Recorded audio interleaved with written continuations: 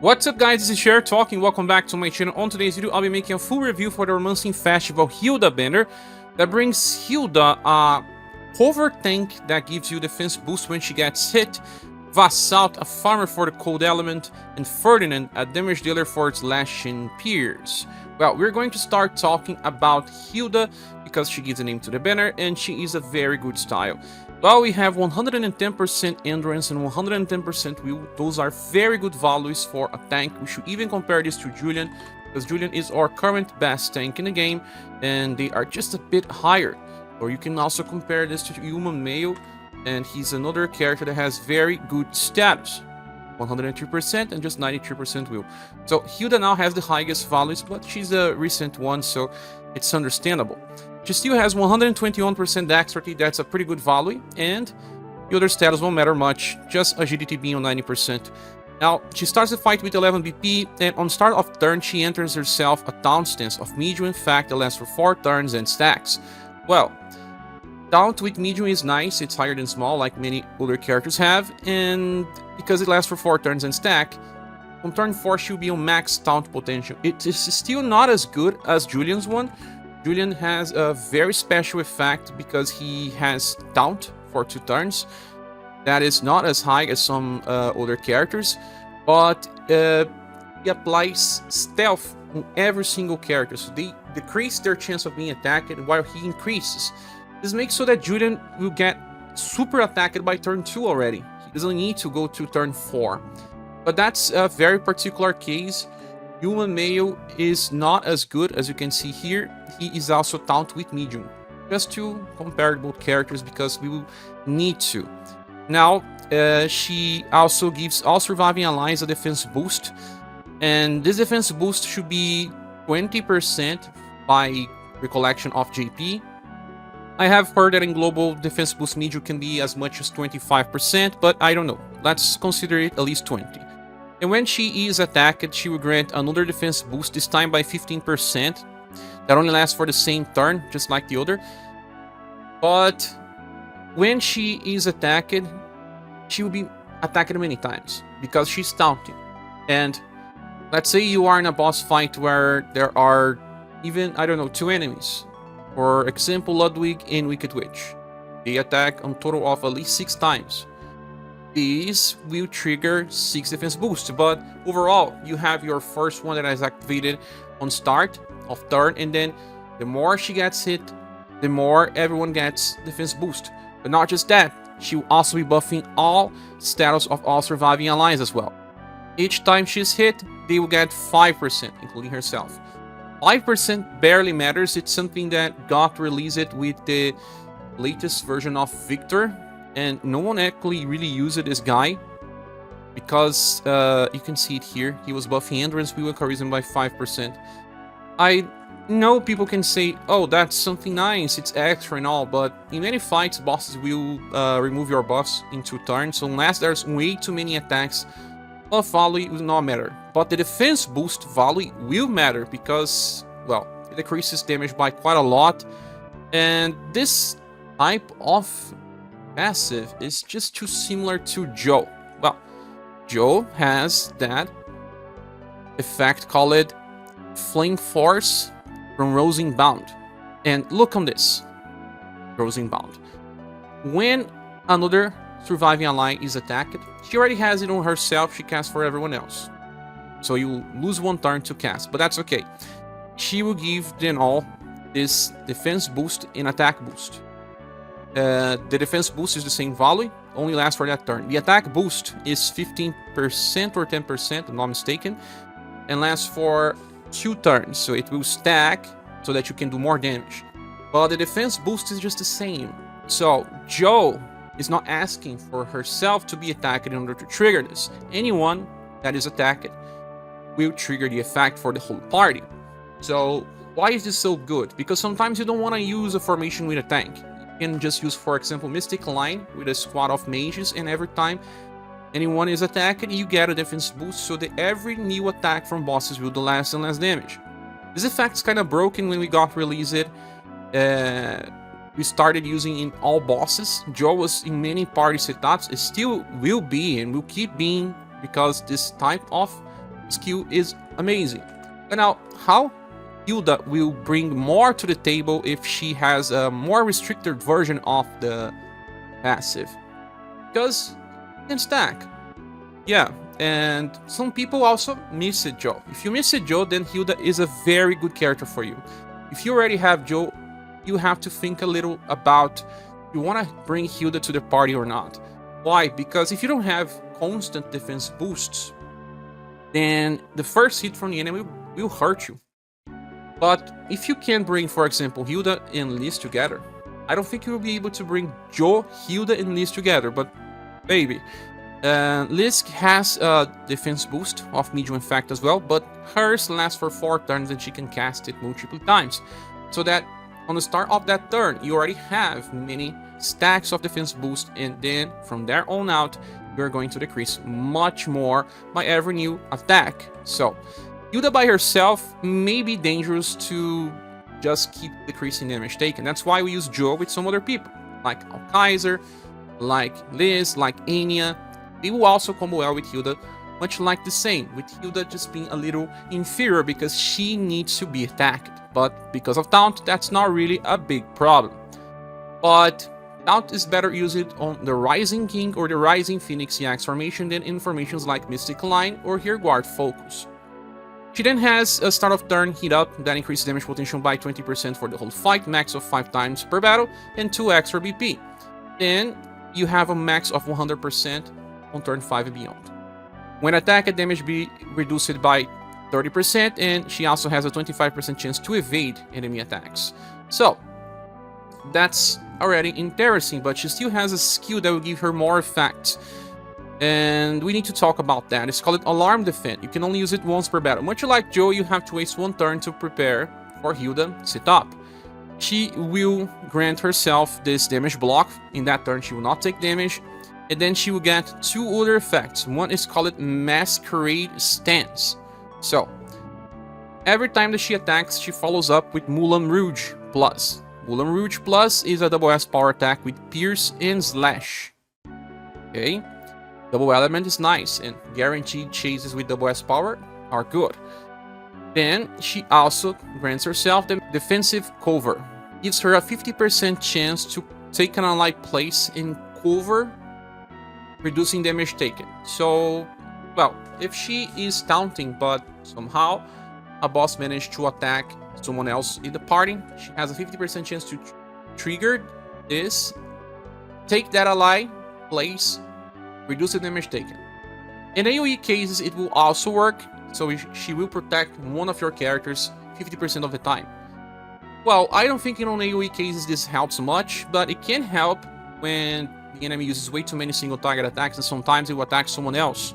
So there's value in that. We use it over tanks before, mostly with Mask, but Mask had a much lower chance to trigger the effect, just 25%, while we even got a version of Acelus that had it as well, but her version was very different. You also needed to use a skill, and in that case, it was also a 50% chance. But had to keep using it to have the effect. The only bad thing about Hilda is that she does not have a counter mechanic. She just taunts, she tries to take damage, trigger her effects, but she does not counter. So, it's helpful in a way to decrease damage taken, but she does not become a really strong source of damage. Although, she can do enough if you think about her skill number 3, Mulling Lasher, a single target attack with Pierce and Slash again. She covers 2 types. That recovers her HP by around 1,200 or more. That will allow her to be on full HP most of the time. And she also has this Guard Up Large that decreases damage taken by 35%, lasts for 3 turns, but will not stack with other sources of Guard Up. So she will chase with a double S power attack, like we already discussed it. So damage is not that bad, but it's not enough to justify using her as the main solution for scenarios where the enemies keep using direct attacks. So she clashes with Julian, clashes with Yuma Mail, clashes with Torpe, and will clash with someone called Sirius that will be released pretty soon, because they out-taunt. So they will be fighting for the enemy attention. Unless the enemy uses AoE anyway, and you could use 2 of them together.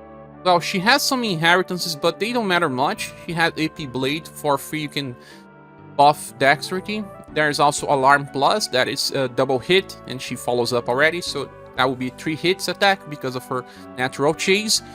And there's Mulan Karti, that after attacking, she enters an evasive stance for a cost of 1 LP. Depending on the fight, this can be useful.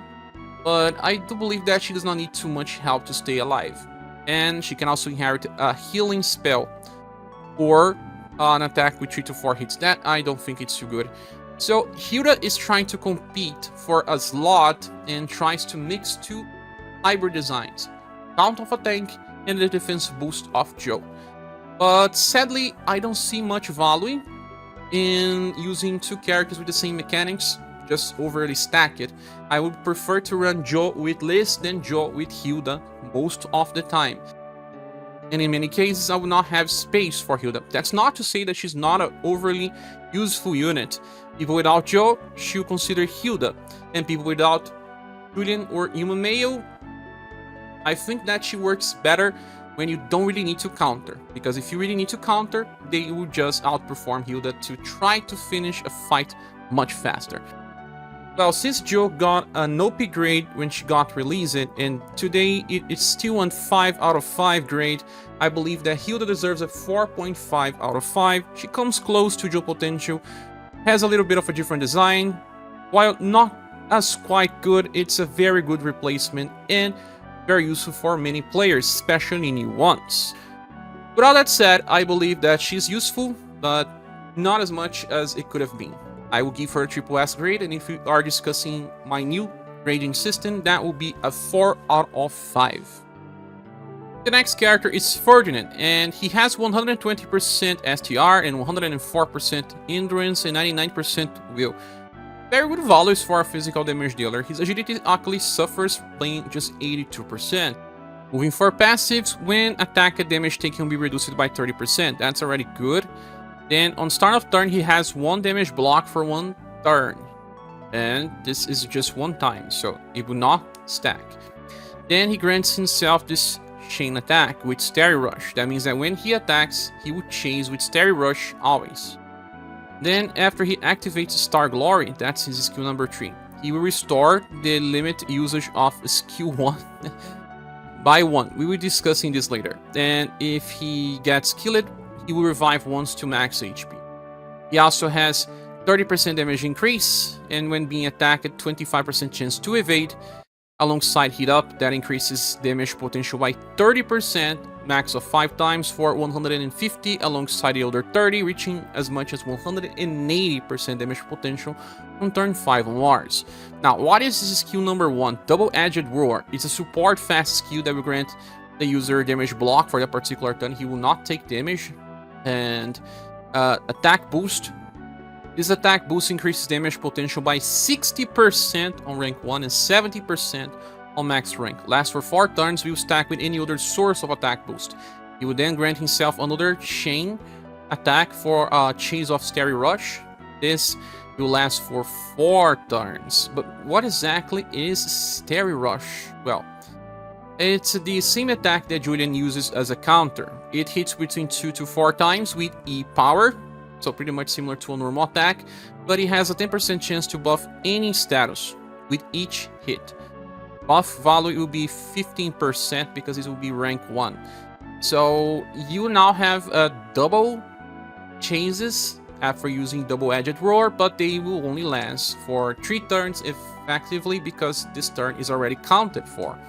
You also get this end of turn recover of 2 BP for that 4 turns as well, and it will take 99% HP damage. This is meant to balance the character, but he will not take damage in that turn, so you have to self-heal on the next.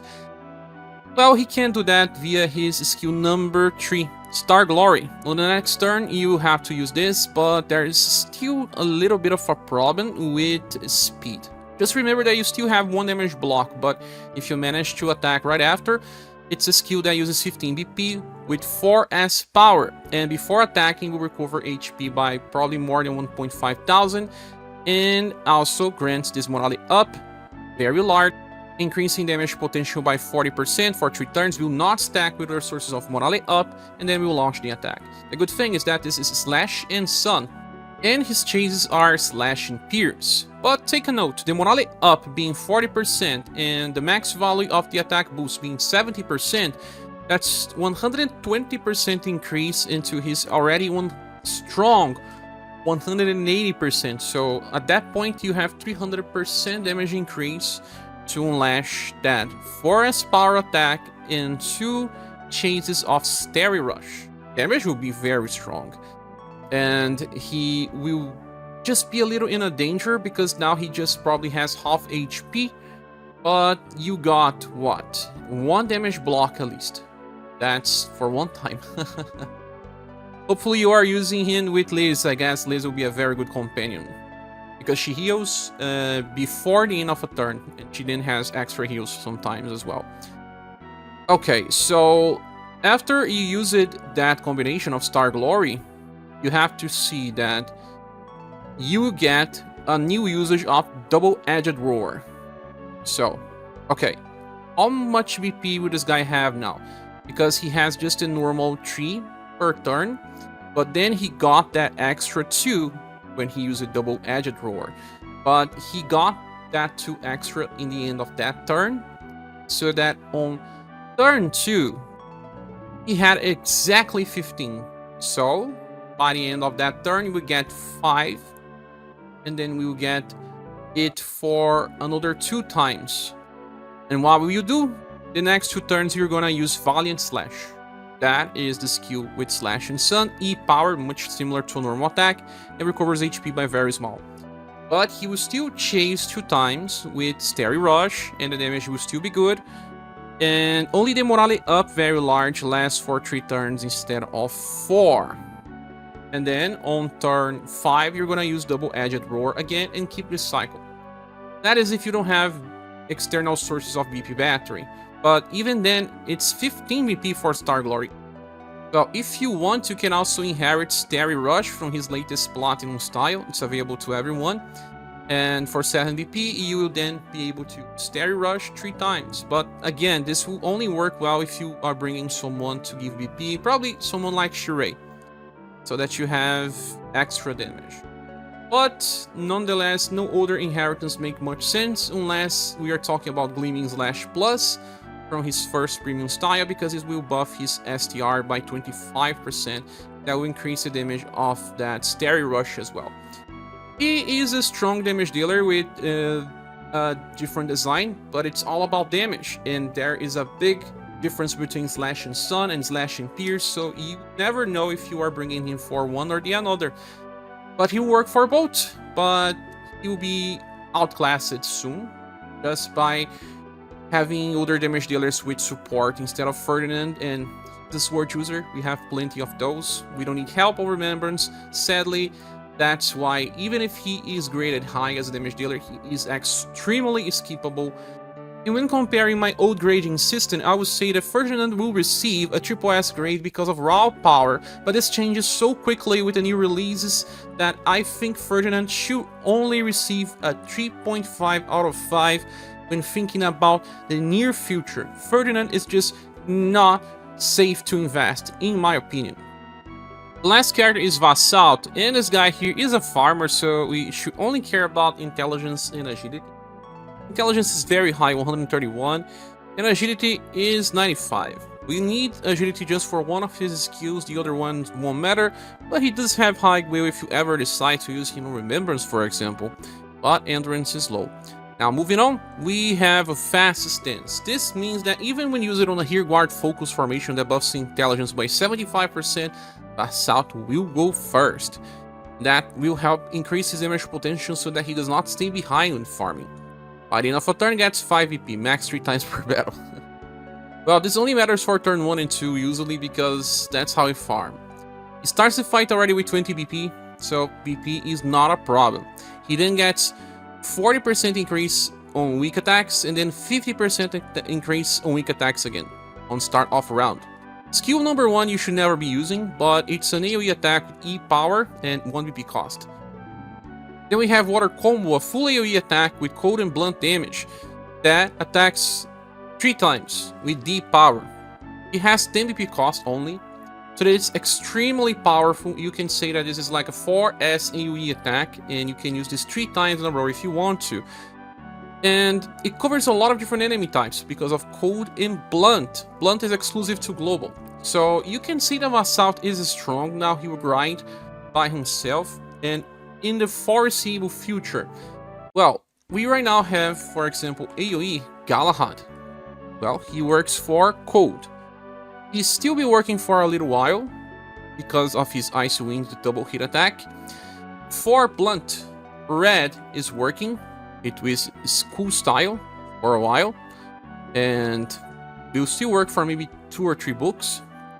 Then we have Shiel, that also grinds for blunt, for example, and she will still be working for probably the same amount of time. All these 3 characters are grinding for around the same damage, and the enemies have around 260,000. They are doing around 300,000 or 330,000 in the case of red sometimes. So what happens is that Vassault is doing much more than that. He's breaking through the 400,000 damage easily, so he's going to stay relevant for AoE grind for a lot. And you also have access to a single target attack with 4S power too. You can only use it 3 times per battle, but why would you need to use this more? And it's just cold this time. So in stages where there's just one enemy that is weak to cold, he will also grind. And in this case, there is no real competition. I would say that for cold, the best one is still Leon. Either his third style, with his access to acrobatic race and 2 bullets, or with his summer style that has way too many different bullets. But it is probably a little closer to what you get in damage with this acrobatic race and 2 frozen chasers.